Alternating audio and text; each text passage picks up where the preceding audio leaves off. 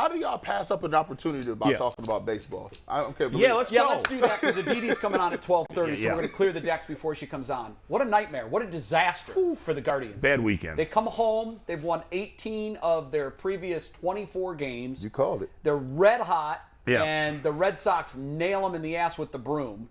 They score 8 runs with – I found nothing positive except for the attendance Friday night. Yeah. The fans came out. Yep. They had an opportunity to win some fans over, and they didn't hit. They didn't pitch. I didn't see any life. They didn't I feel. saw a lifeless team. And I watched all of them games. All of them games. So what happened this weekend? What changed for them? I mean, it's, I could just say, well, it's baseball, right? There's ups and downs in the season. Think about this. Steve Becker gave us that stat. Steve, our executive producer, gave us the stat, I think Friday, that the Guardians are the youngest. Their average age is younger than every team in AAA, let alone the majors, which is mind-blowing, right? So they're an extremely young team. When you're a young team that's talented but flawed, you're going to have some extreme highs and extreme lows. It's going to happen. But you would think coming home, playing in front of a full house. But you're playing really good teams, But they looked flat. That was my point. My point was they just looked flat. I think sometimes when you play poorly, you look flat, even if you're not. Well, here's the one thing with young teams, and I think that anybody who's played knows this. When they come off that road swing, playing great baseball, you come home and guess what? Now we're on Broadway. The lights are on here. Everybody's watching. Right. And then sometimes you get stage fright when those lights are on, right? Until you get your feet wet here. Right? And they took a lesson. You took a stripping. Now, my thing for the Guardians is this. Will they respond after the flop on Broadway? You got 2 tough series coming up next. Well, they got a 5-game series with the Twins, who they came home, they were in first place. Right. Now they open a 5-game set with the Twins. They're 2 games out of the division lead, and they're not currently in a wild card spot. And then the Yankees are the best team in baseball right now. So this is a challenge the next 8 games. But here's the thing. Here's the challenge we have as sports talk people. It's a challenge when it comes to baseball, especially in this market that is so football-centric. It's like a lot of times fans will look at each game as if it's a football. We react to a football game. It's huge because it's now 1/17 of the season. You can't really react to baseball that way. But then if we tell people, well, you can't react that way, then they're like, well, why should I care at all? It puts you in a tricky spot when analyzing baseball. But the reality is it's not surprising that they're going to have some ups and downs because there are flaws on this roster. I still think there'll be a lot of waves as the season goes. I do think by September, especially if they make some additions, they'll be in the hunt. But ultimately, it's still going to be very tough for them to make the playoffs. This is a young team. The arrow's pointing in the right direction. They're moving, and they're moving up. I was talking to people a couple weeks ago in the organization about they're very realistic about where they are. And they can compete with the 500 teams and the teams in their division. They can swing pretty heavy with them.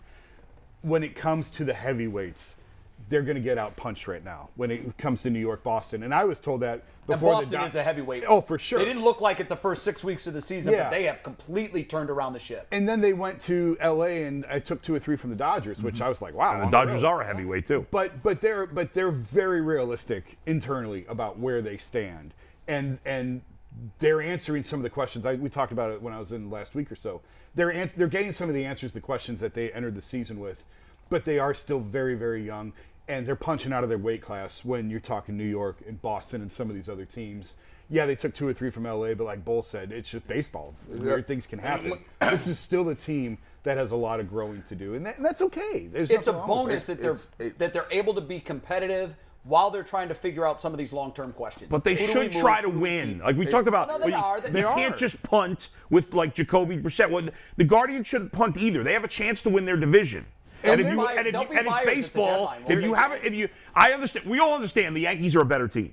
But you know what? The Guardians were a lot better than the Yankees in 2017, and they lost that series. I think they're going to be very active at the deadline. They should be. And we've talked about it before. They added 11 minor leaguers. Their 40-man roster. Their 40-man roster is imbalanced right now. With Merrifield. They have to start bundling up some of these prospects and making some of these trades. Now, they always target guys with multiple years of control. They don't want anyone who's going to be free agent at the end of the year. They want at least one more year out of them. But Whit Merrifield's got 2.5 years left to control. He's got like a Jose Ramirez type really cheap contract. I don't know that the Royals will trade him with the division. He's having a bad year. I know. It could be Castellanos in Detroit, who he's just in a bad situation. He kills the Guardians. He's a great hitter. If they could add Whit Merrifield, I know you sent that text out, I think, Fridays, just like a pie in the sky. Hey, why not?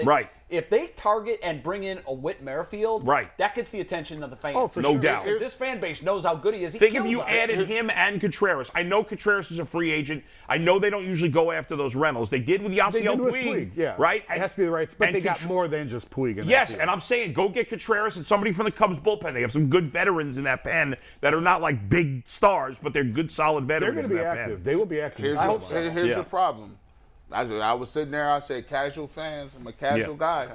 The situation is this is a huge stand because now you got the national guys coming in like Boston, right? You get swept by them. Then you're in a battle in the division with Minnesota, so you at least got to split. It's a 5-game. They got to take 3 of the 5. And then, I think they have and then you got the Yankees after that. Yeah. So the thing is, in this sport, in this town, I've always said it, and I think it's true. I don't think in this city you can have 3 teams be really, really, really good and be contenders, and the attendance and the fans be able to support all 3. I think we've been lucky. When the Indians were good, the Browns weren't here. When the Browns came back, the Indians weren't so good. The Cavs are good here or there with LeBron. I've yet to see that if the Guardians were a top-notch team competing for a World Series and the other 2 organizations were top-notch, I don't think they still could. This could be the first time in a long time that all 3 teams are over 500 in the same year. I believe this is an avid sports town, right? And what you're seeing is a young team going through the process of getting better, right? Sure. I think there's stair steps here. You just don't go from 0 to 100, right? And you're paying your price here. You know, you go on the road, you win these games, you think that you got it kind of figured out. I got this thing figured out, right? You come back here, you get hit in the mouth. Especially when you beat the Dodgers. Yeah, you get hit in the mouth by the Sox, right? So now you got to come back and figure out, oh, maybe I'm not that good. That's the first thing going through your head. Maybe I got to get back to the grind here. Right. The one thing that I like about it is that Terry Francona is at the helm, right, to bring the ship back into alignment. And sometimes you have to take some L's here to understand that I have to come to work every day, not every other day. I think he's the guy you want at the helm. No doubt. Whether it's rough waters or not, particularly with a very young team that's trying to figure things out. So let me ask you, baseball guys, are you going to judge the season based on how competitive they are going to be moving forward in this stretch here? So if you look at this stretch against Boston, Minnesota, and the Yankees, are you going to say if they don't perform well and they look like they're looking against the Red Sox, are you going to say, they don't have a potential to compete for a wild card? Well, I'm going to look at it as they have to be buyers regardless because of the reasons I just laid out. They have to rebalance their 40-man roster. I said on the radio last week, it doesn't matter if they were 8 games under 500 and 12 games out of first place. They were still going to be buyers. They have to be.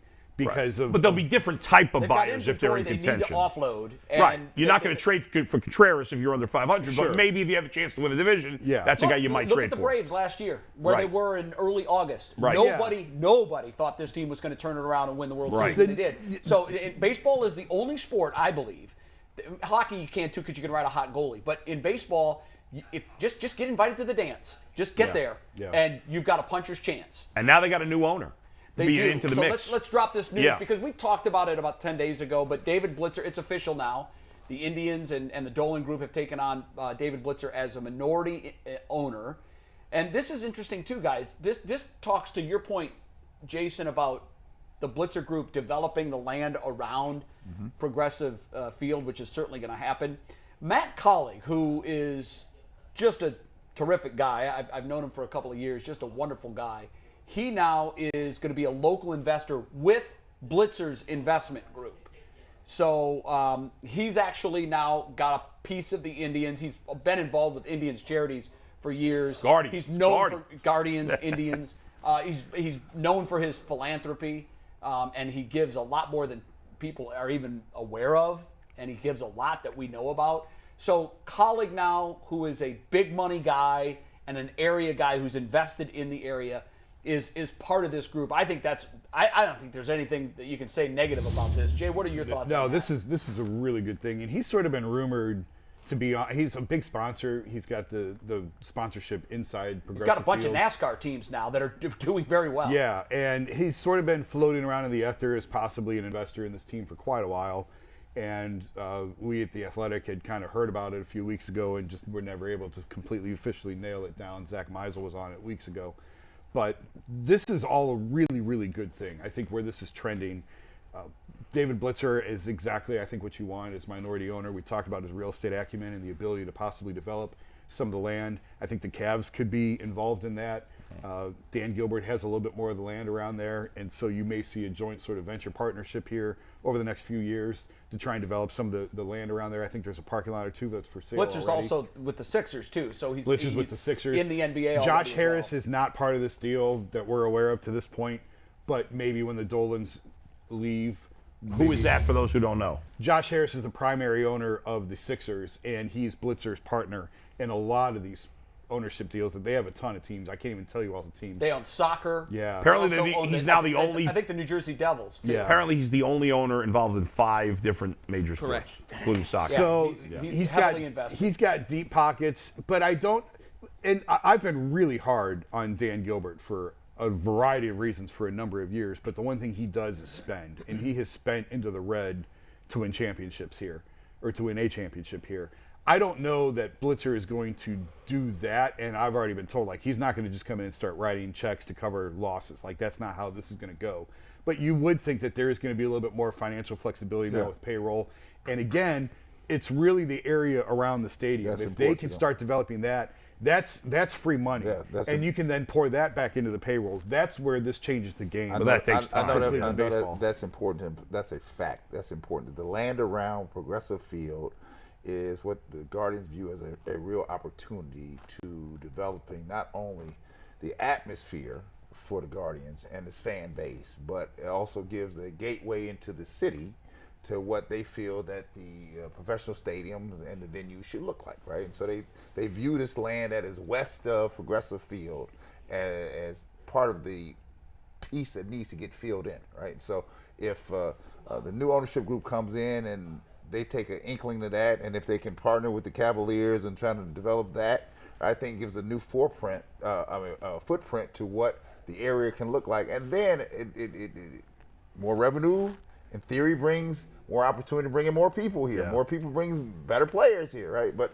if it's just sitting there, and I know it is a deterrent to what they're thinking because they look at it all the time. They're like, this is not the way we want to go. This has to be fixed. Yeah. And I know that, like, Sherwin-Williams coming, bringing their headquarters downtown is That's going to make a big. difference. Yeah. And I think that there's teams in town that are encouraged about that, excited about that. If we could get just a little bit more of that, if we could get just a little bit more business downtown, as you know, And places Game for them to changer. live, too. Right. Acceptable places for them to live. So now you've got people that aren't just working downtown, but living downtown, much more likely to use all of those businesses that are in the area, and much more likely to buy a ticket to a Guardians game if they're not coming from a suburb. One thing I know that Mayor Bibb is intent on development. He's not vacating development of downtown. It is the mainstay of any major metropolis in this country.